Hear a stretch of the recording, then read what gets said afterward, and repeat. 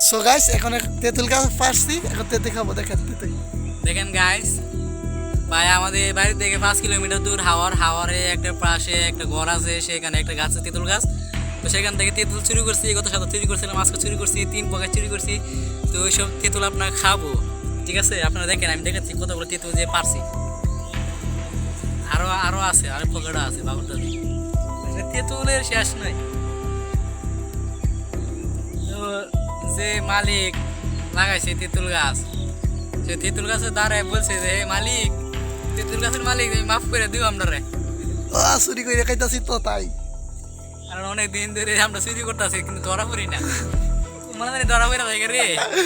সেদিন মনে হয় জুতা দাবাই দেবো, না মুজা দাবাই দেবো, সরি মুজা দাবাই দেবো মনে হয়। তেঁতুল গাছের মালিক না তো, কিন্তু আমরা অনেকভাবে ডালে ডলে আসুন মাসুর খায় রক্ত বার করে লাইছি। আর তো এটা লাইছি, আমি মনে করি আর বেশি তো পাইছি, আমার রক্ত মনে পাই হয় গেছে। এটা গাছের মালিকের উচিত বিচার করে দিয়েছে আমরা, ঠিক আছে? তো এক পকেট দেখেন কতগুলো। তো দেখেন কতগুলা তেঁতুল, আমরা এতগুলো খাইতে রুম রে। মনে হয় না আমার তো আছে, না খাই গেলে বাড়িতে নিয়ে যাবো। গাছ দেখেন আরো আছে। একটা ইয়ার বাগান আছে না? আচ্ছা মনে আপনারা কি খাবেন তেঁতুল? তুই খাইলে কমেন্টে বইলা দিয়েন। বলে দেন, চুরি করে আপনাদের বাসা নিয়ে পাঠা দেন।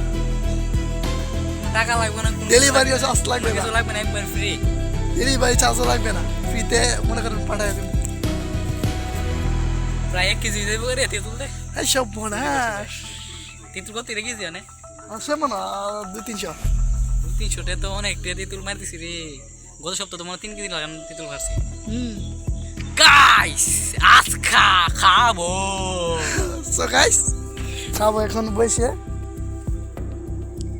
লাজ যাচ্ছে তুই এখানে, ম্যাগি মশলা আনছি রে। হ্যাঁ, আদৌ ম্যাগি মশলা আনছি। প্রথমে ম্যাগি মশলা খাবো, পরে তার একটা স্পেশাল খাওয়ান আছে, পরে তো খাবো।